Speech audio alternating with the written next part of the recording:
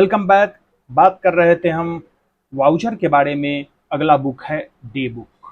Voucher बताए थे generally दो तरह का होता है, पेमेंट वाउचर और रिसीट वाउचर।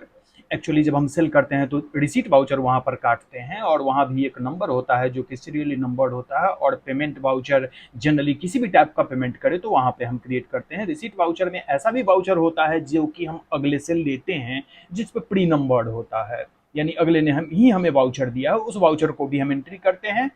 तो वाउचर के बाद नेक्स्ट जो हमारा रफ बुक होता है डे बुक। हम यहाँ स्क्रीन लेआउट खोले हुए हैं डे बुक का, जो कि टैली का है, लेकिन हम यहाँ टैली की बात नहीं करेंगे, एक टिपिकल डे बुक की बात करेंगे। एक टिपिकल डे बुक का फॉर्मेट जो है वो यही होता है, जहाँ सबसे पहले डेट है, पर्टिकुलर है, कॉलम आगे पीछे आप अपनी सुविधा अनुसार रख सकते हैं, जैसे आपको एनालाइज करने में सुविधा हो। वाउचर का टाइप है पेमेंट टाइप, पेमेंट वाउचर है, सेल वाउचर है, रिसीट वाउचर है, जो भी वाउचर का टाइप है वो। उसके बाद वाउचर का नंबर, उसके बाद डेबिट और क्रेडिट को भूल जाते हैं, चूंकि अकाउंटेंसी के बारे में अभी डिटेल नहीं बताए हैं, तो सीधे हम बात करते हैं इनवर्ड अमाउंट और आउटवर्ड अमाउंट हम लिखते हैं अलग अलग कॉलम में, और दिन के अंत में हम उसको जोड़ते हैं, डेबिट अमाउंट को भी, क्रेडिट अमाउंट यानी इनवर्ड अमाउंट को भी और आउटवर्ड अमाउंट को भी जोड़ते हैं। और हमें तब ये पता लगता है कि आज दिन में हमने कितना रिसीव किया, कितना पेमेंट किया, और फाइनली हमारे पास अब बैलेंस क्या है। बैलेंस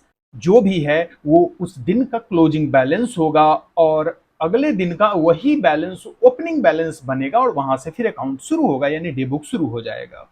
यहाँ पर सीरियल नंबर भी हम मेंशन कर सकते हैं। पहले यही चीज डे बुक जो है वो डायरी में क्रिएट होता था, प्री प्रिंटेड आता था, यही सारे कॉलम होते थे, और हम उसमें ट्रांजेक्शन्स को लिखते थे।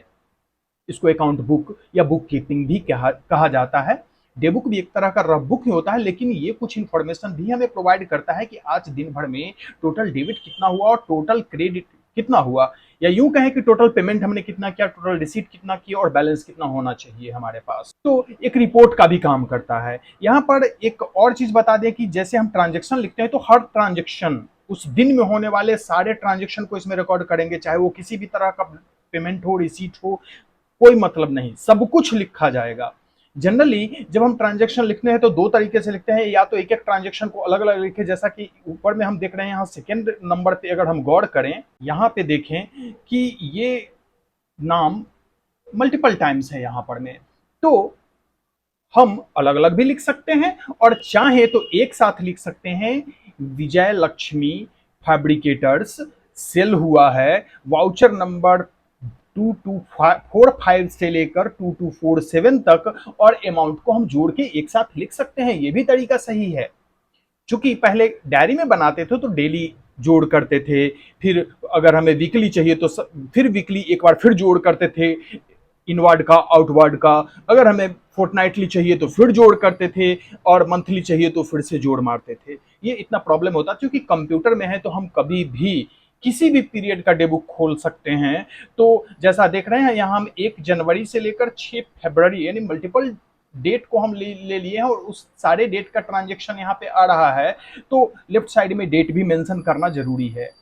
लेकिन जब एक दिन का डे बुक अगर ले रहे हो तो डेट केवल ऊपर लिख दे तो काम चल जाएगा, नीचे केवल पर्टिकुलर टाइप, नंबर, इनवर्ड और आउटवर्ड अमाउंट, इतना काफी है। तो डे बुक जो है वो रफ बुक होने के साथ साथ एक इंफॉर्मेटिव बुक भी है, और अकाउंटेंसी पर्पस में इसका यूज किया जाता है।